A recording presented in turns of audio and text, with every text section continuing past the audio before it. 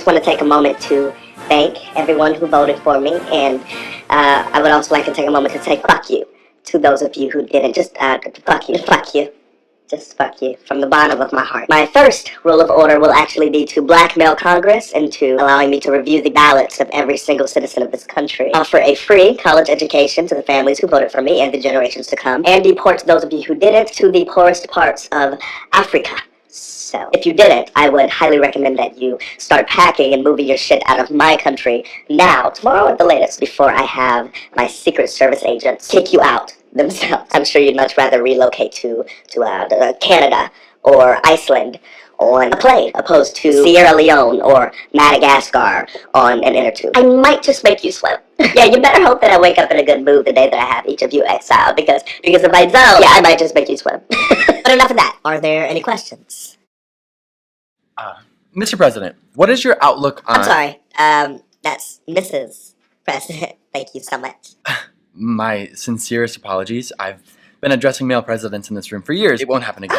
Oh, no, it's totally fine. Accidents happen. I can assure you that I'm very aware that it will never happen again. This is actually the perfect time to introduce to you the head of my security detail, Donald Wiggins. Donald, would you mind calling an inner tube for this gentleman to Liberia? I've designed an app to keep the transportation of all of the deportees organized. It's like Uber, except terrible. But Liberia, I can't just pack up and leave. Oh, packing won't be an issue, seeing as everything that you own is actually being bubble wrapped as we speak and will be donated to a charity that I founded a couple of years back that helps bald head hoes find hair.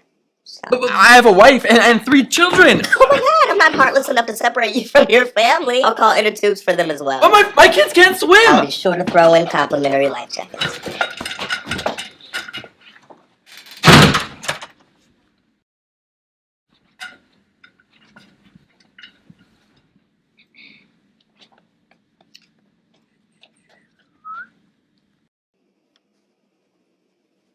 Next question.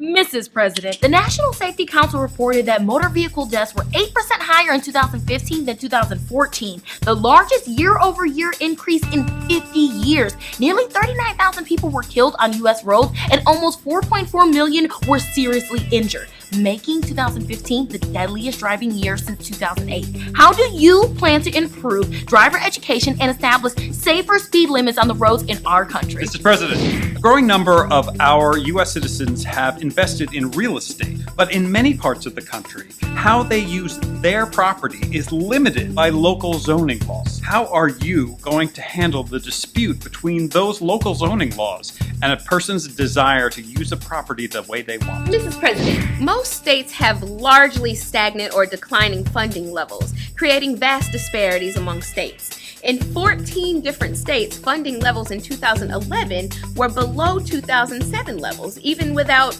adjusting for inflation. A funding data report from 2007 to 2011 revealed there was over a $10,000 gap between Wyoming, the highest funded state, and Idaho, the lowest. How do you plan to improve the condition of U.S. school finance systems and focus on the fair distribution of resources to the students who need it most? Shut up. All you hoes, shut up. As the President of the United States, I have very little to no control over any of those things. I'm not the only person that you elected into office on November 8th. You also elected state judges and state senators and state representatives and mayors and city councils and public defenders and district attorneys. Those people likely have more of an impact on your lives than I do. If you want more green spaces or more bike lanes or more fire hydrants, make sure you know exactly who you're electing to serve on your city councils. If you want more affordable birth control or Planned Parenthood, make sure you know exactly who you're electing to serve as your state legislature.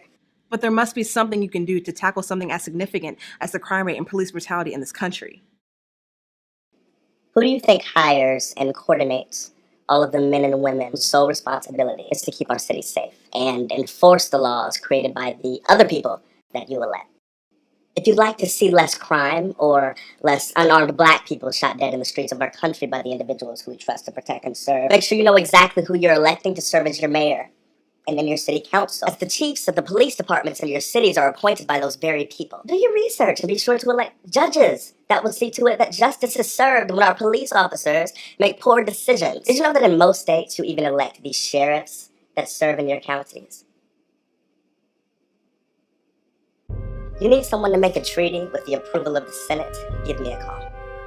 You need someone to veto and or sign bills? Holla at me. You need someone to represent our country in talks with foreign nations or to enforce the law that Congress passes? You need someone to act as commander-in-chief during a war or to make suggestions about things that should be new laws or to grant pardons or to nominate cabinet members and Supreme Court justices and talk to the great citizens of our great nation about our great problems or to represent the best interests of our people. Then I'm your girl. But keep in mind that I can only do so much. I can only control so much. Of course, I care about highway safety and which textbooks are and are not used in our classrooms, but it's simply not my job. Would you ask your gardener to do your taxes or your babysitter to do your hair? If you focused all of your attention on me, and fail to educate yourselves on the officials that you've elected at the local level, I have 4 words for you. Don't do it again. In 2 years, 4 years, however long elected officials are able to hold their positions in your state, get informed. You can't complain about the changes that you want to see in your community if you're able to vote for the people responsible for making those changes, and don't. But certainly there's something you can do about global warming. Donald, please see to it that this gentleman swims to Ethiopia. No inner tube? No inner tube.